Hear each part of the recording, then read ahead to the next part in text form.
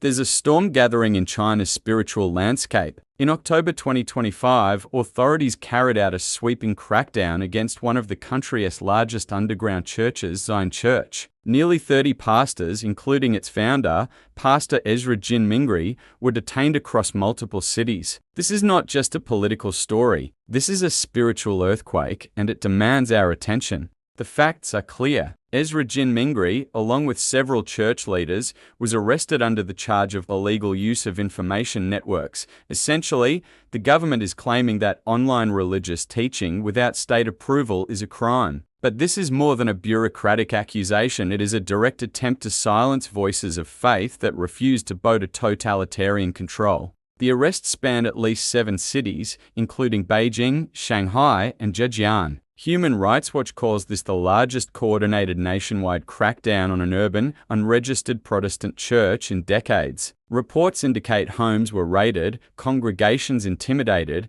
and church activities shut down. This is not an isolated incident. It is part of a larger pattern of suppression under China's policy of sinicizing religion, a push to force all faiths to align with party ideology. New regulations prohibit unauthorized online preaching and restrict religious content on social media. Churches that once thrived online, especially during the COVID-19 pandemic, are now under intense scrutiny. The government's strategy is subtle but effective. It masks spiritual persecution with legal and digital crime charges, ensuring that faithful believers are punished while the state claims legality. From a spiritual perspective, this moment carries deep implications. Jesus warned in John 15:18-20, "If the world hates you, know that it has hated me before it hated you." History reminds us that persecution is not new. The early church endured, and faith thrived even in the face of Rome's oppression. Revelation calls believers to remain faithful even when pressure is extreme.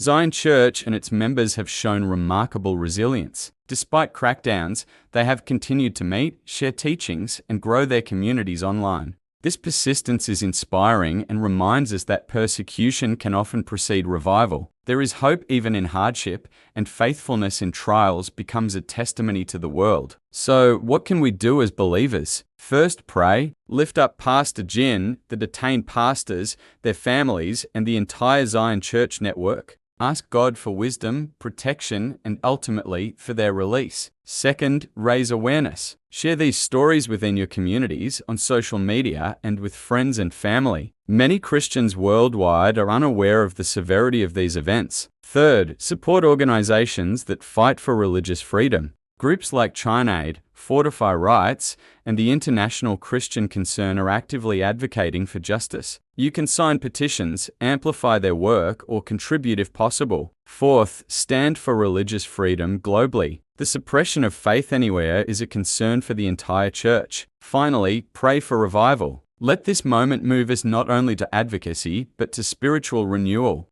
Pray that God raises up bold believers in China who can continue to shine His light, even in oppression. Let us intercede with faith and urgency. The story of Zion Church is a reminder that faith has a cost, but it also carries a promise. Believers facing trials today are part of a legacy of courage and devotion that stretches across centuries. Theirs is a story that echoes around the world, challenging us to stand in solidarity. If you stand with Zion Church, declare it in your heart and voice. Pray for their safety, their freedom, and for God's mighty hand to work in their lives. Let us not be silent. The church is called to stand together, united in faith, prayer, and action. May this story inspire you to pray, to act, and to remain faithful, knowing that God's truth cannot be silenced.